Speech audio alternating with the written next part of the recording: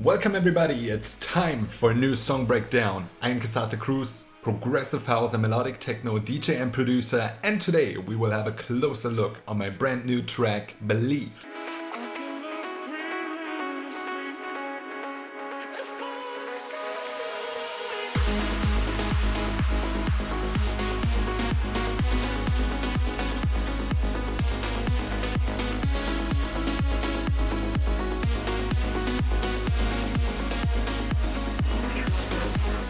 So if you want some useful music production tips and techniques from the songwriting process to technical details, especially in the field of high-energy progressive house, you're at the right place. So without further ado, let's get into it.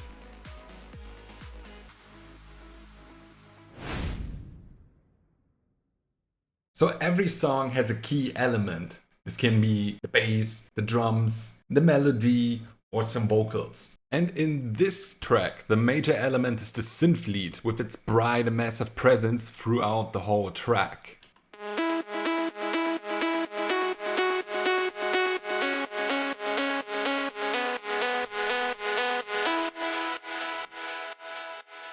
So the song is in G sharp minor, so it's characterized by a sharp and intense but also slightly melancholic sound. And in this lead synth, I used eighth notes, so 1/8 of a full tone. So the root note G sharp is something like a pedal tone here. It's almost constantly playing while the notes above ensure the harmonic vibe by taking turns with the root note. And this is a very simple but very effective trick to come up with amazing melodies all the time.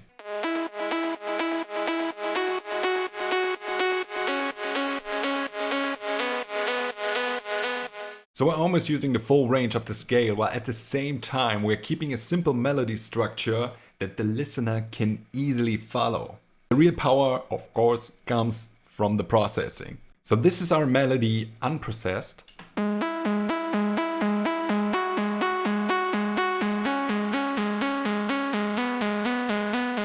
So first of all, I'm adding blood overdrive for saturation and camel crusher for distortion to enhance the harmonics.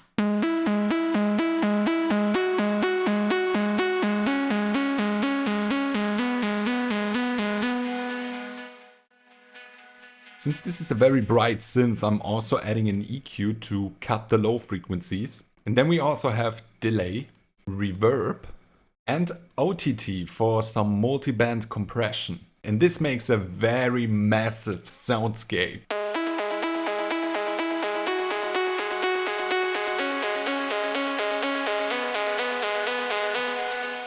Throughout the first part, there's also this automation that you can see right here that slowly opens the filter cutoff in Serum to make the sound even heavier and dirtier. It's an easy trick to build tension.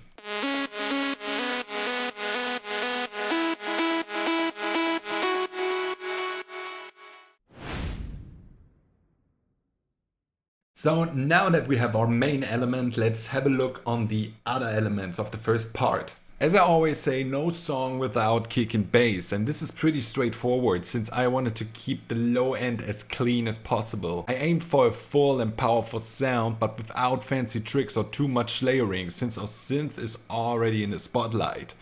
Even though it plays at a different frequency range, it already takes a lot of space in the listener's ear in the whole mix. So we have this simple bass pattern that you can see right here, with two different bass lines, one sub bass and a middle frequency bass. Both have saturation and kickstart for sidechaining to avoid issues with the kick.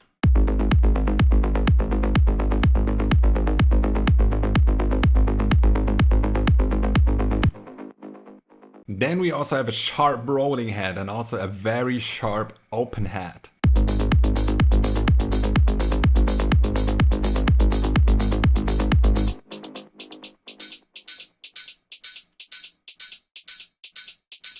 And percussion for some atmosphere.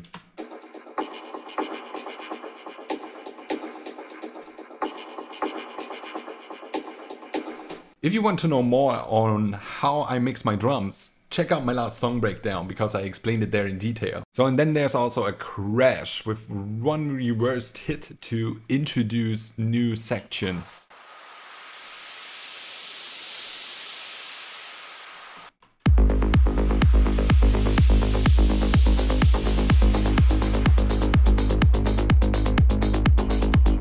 That is energy. So, and last but not least, we have an Atmo pad, very simple, with only one chord and white noise and also a stab, all for some atmosphere.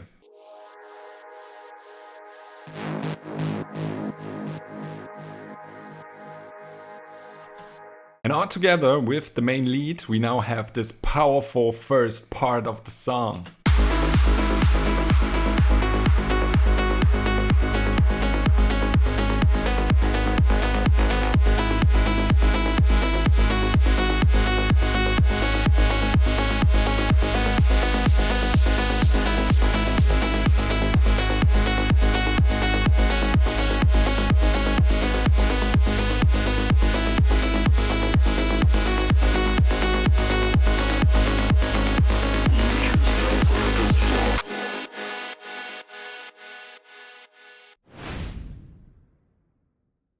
So before we get to the drop, let's have a closer look on the build-up, because there are some very cool details in there. So everything you heard before stops playing except for the lead sound that is slowly filtering out in the build-up, and also the Atmo pad and the white noise continue to play also in this build-up. But all the other sound, kick, bass, the drums, stop at this point. Just to calm this section down before the drop hits. We are saving some energy, but this is a build-up. So at the same time, when we are calming down things a little bit, we also want to build more tension. Sounds weird, yeah, I know, but there are some tricks that help. So, and to build some tension, I used some vocals. So, and this very important part of building tension is made by good mixing and a ton of automations. So let's have a look on the vocals. First of all, unprocessed, they sound like this.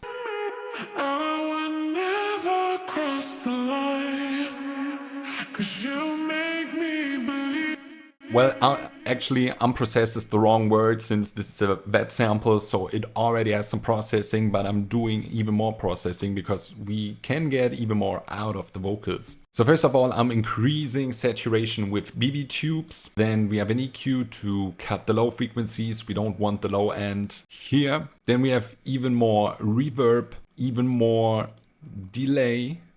And then we have this.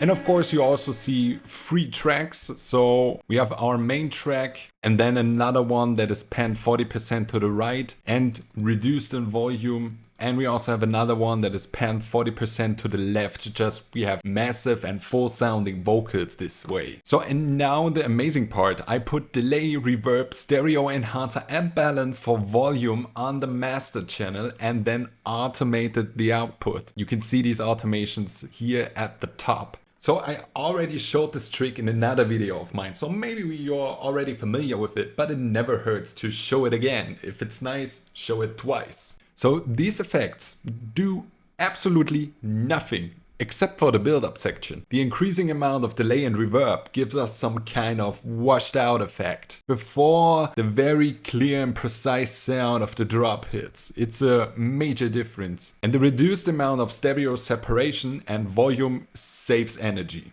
Simple as that. So the drop appears louder.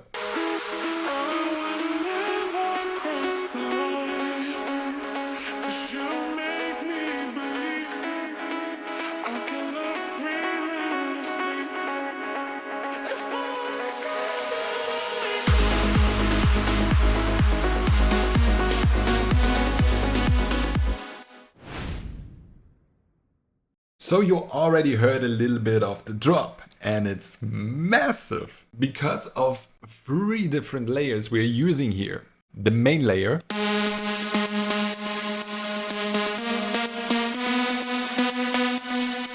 second second layer 1 octave lower.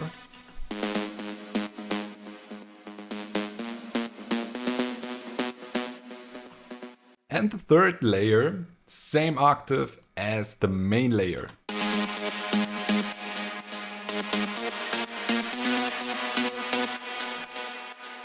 So this is the main layer unprocessed.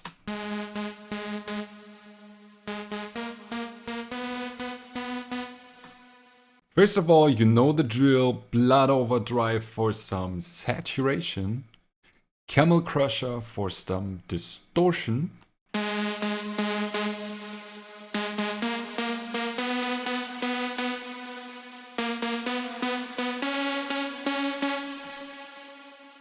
so and then the absolute classic, the Universal Audio 1176 compressor, the digital version of a very famous analog unit that skyrockets the energy.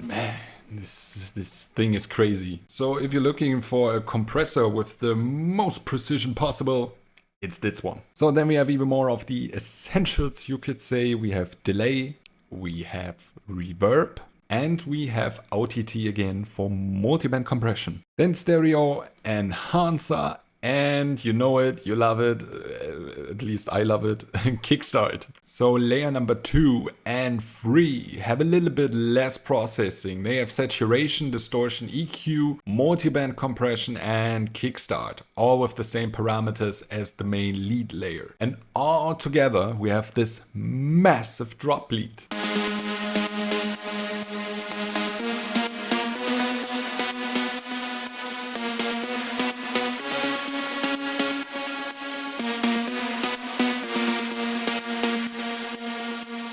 So in our main lead synth lead from earlier also plays in the drop section, but with a filter to push it back to give the drop lead the space it needs. Then we also have our Atmo pad that continues to play. It's a very quiet and very subtle sound that only adds some texture. Then we also have our white noise for texture. And halfway through the first drop, we have our drums again, we have our rolling head, we have our open head, we have the percussion, plus a new one, a clap with a lot of reverb, as it's typical in progressive house or also melodic techno productions. So now let's listen to the complete drop.